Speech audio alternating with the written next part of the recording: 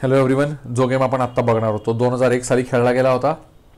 खेळणारे खेळाडू आहेत पांढऱ्या बाजूला ETN बॅकरॉट आणि काळ्या बाजूला विश्वनाथन आनंद.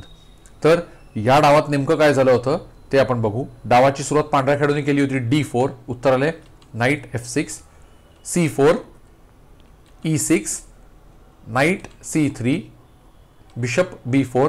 सो इंडियन डिफेन्समधून हा आता निम्झो इंडियन डिफेन्समध्ये हा गेम कन्वर्ट झालेला आहे. ज्यानंतर knight F3, C5, G3, C takes D4, knight takes D4, castle by black, bishop G2. Bishop G2 चाल खेळून तुम्ही बघितलं तर फिएंकेटो बिशपचा वापर केलेला आहे. लॉंग डायगोनल आता पांढऱ्या खेळाडूच्या कंट्रोलमध्ये आलेला आहे. ज्यानंतर D5, C takes D5, knight takes D5, queen B3, knight C6, knight takes C6, B takes C6, castle by white, queen A5. म्हणजे तुम्ही जर आता बघितलं तर C3 घरावरच्या नाईट वरती ट्रिपल अटॅक आहे आणि त्याला डबल सपोर्ट आहे. सो बिशप D2 ही चाल खेळून तिसरा सपोर्ट आता जो आहे तो नाईटला ऍड केला. ज्यानंतर bishop text C3. May be जर क्लासिकल गेम्स असतील तर तुम्हाला या चाली कदाचित बघायला मिळणार नाहीत. त्याची दोन कारणं आहेत की क्लासिकल चालीमध्ये आजकाल इतक्या पटापटा मटेरियल एक्सचेंज जे आहे ते अवॉइड करतात. पण हा क्लासिकल गेम नव्हता, हा रॅपिड गेम होता. अँड अगेन हा 2001 सालचा गेम आहे. तर त्यावेळेचे चेस इंजिन आणि आजचे चेस इंजिन याच्यात जमीन आसमानाचा फरक आहे. त्यावेळेच्या चाली वेगळ्या होत्या, आताच्या वेगळ्या आहेत. सो मे बी हे व्हेरिएशन जे आहेत किंवा हे एक्सचेंजेस जे आहेत ते तुम्हाला आताच्या काळामध्ये बघायला मिळणार नाहीत. तर या परिस्थितीमध्ये आता पांढऱ्या खेळाडूची पुढची चाल होती B text C3, bishop A6, bishop A6 नंतर रूक F2 D1 ही चाल पांढऱ्या खेळाडूने खेळली. ज्याला काळ्या खेळाडूचं उत्तर होतं क्वीन C5. तर असं का केलं तर काहीच आता तुमच्या लक्षात आलं असेल की ज्यावेळी पांढऱ्या खेळाडूने B टेक्स C3 चाल खेळली त्यानंतर पांढऱ्या खेळाडूने बिशप A6 चाल खेळली. असं होऊ शकत होतं की या परिस्थितीमध्ये पांढरा खेळाडू कदाचित पॉन पुश करेल आणि नाईटवर अटॅक करेल, त्याचवेळी क्वीनवर अटॅक करेल. पण तुम्ही जर बघितलं तरी अटॅक होतोय. बट अगेन जो बिशप आत्ता D2 या स्क्वेअर वरती आहे त्याला कोणाचा सपोर्ट नाहीये. क्वीन ते बिशपला मारू शकते आणि पुढे काही एक्सचेंजेस होऊन हा गेम जो आहे तो पुढे कंटिन्यू होऊ शकतो. पण म्हणूनच क्वीन A6 नंतर पांढऱ्या खेळाडूला आपला बिशप जो आहे तो देखील घालवायचा नव्हता. त्याने रूक F2 D1 ही चाल खेळली आणि बिशपला सपोर्ट दिलेला आहे. आता जर काळ्या खेळाडूने काही चुकीची चाल खेळली, लेट से एक रॅन्डम चाल पॉन पुश केलं तर मात्र मोठा ब्लंडर होईल. कारण आता पॉन पुढे जाऊ शकतं. आता नाईटवरही अटॅक आहे आणि क्वीनवरही अटॅक आहे, बिशपला सपोर्ट आहे. सो आता इथे काळा खेळाडू खूप अडचणीत आला असता. पण अर्थातच वर्ल्ड चॅम्पियनशिप म्हणजेच विश्वनाथन वर्ल्ड चॅम्पियन होता. अशा लेवलच्या चुका अशा गेम्समध्ये शक्यतो होत नाहीत.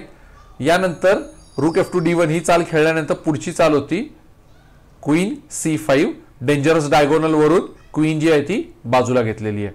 ज्यानंतर E4, night B6, bishop E3.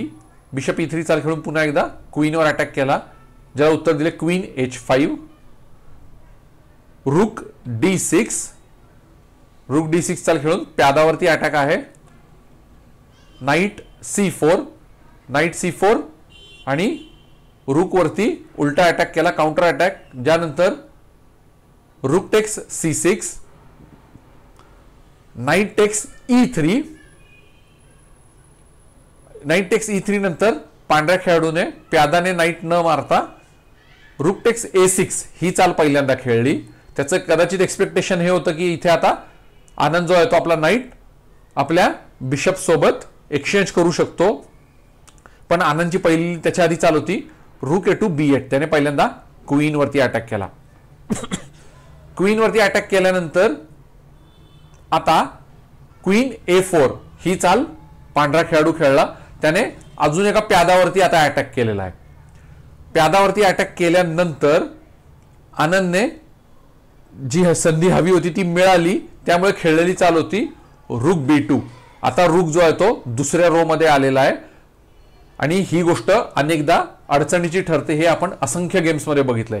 आणि या परिस्थितीमध्ये तुम्ही बघितलं तर आता प्यादाने घोडा मारणं हे खूप रिस्की किंवा डेंजरस आहे, कारण जर प्यादाने घोडा मारला तर रुकचा जो रो आहे, रुकची जी रो आहे ती ओपन होते, क्वीन जी आहे ती E2 या घरावर येईल आणि ऑल ऑफ द सडन आता तुमच्या लक्षात आलं असेल की हा इथं चेकमेट थ्रेट आहे.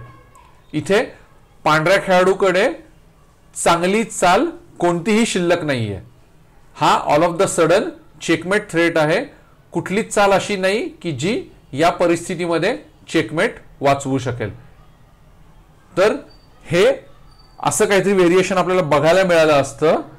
म्हणून रुक B2 या चालीनंतर पांढऱ्या खेळाडूने प्यादाने घोडा मारला नाही, त्याने खेळलेली चाल होती रुक E1.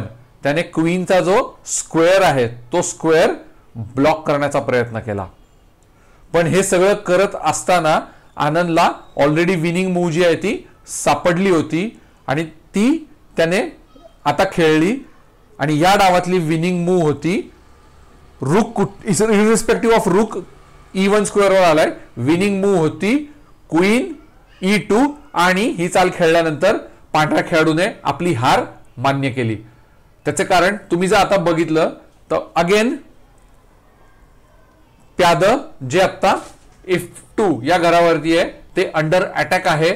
ते प्याद वाचवणं हे इम्पॉसिबल झालेलं आहे, कारण क्वीन आणि रुक दोन्ही जे आहेत ते पूर्णपणे एका कोपऱ्यामध्ये अडकलेले आहेत. ते प्यादाला सपोर्ट देऊ शकत नाहीत. त्यानंतर जर रुकने क्वीन मारली तर प्रॉब्लेम असा आहे की ब्लॅक रुक जो आहे तो चेक देईल आणि तुम्ही जर इथे बघितलं तर पांढरा खेळाडू फार तर फार मटेरियल मध्ये आणू शकतो, पण तो चेकमेट रोखणं काही शक्य नाहीये. फार तर फार मटेरियल मध्ये आणू शकतो, पण हा अशा प्रकारचा चेकमेट बोर्डवरती बघायला मिळाला असता की जिथे आता काळा खेळाडू डाव जिंकलेला आहे. म्हणजेच क्वीन E2 यानंतर हत्तीने क्वीन मारणं काही पॉसिबल नव्हतं. मग जर प्यादाने नाईट मारला असता तरी एका चालीत चेकमेट होता, तरी त्यामुळे तेही पॉसिबल नव्हतं. सो क्वीन E2 या चालीनंतर तुमच्या लक्षात आलं असेल की पांढऱ्या राजाकडे फारसा कुठलाही पर्याय शिल्लक नव्हता.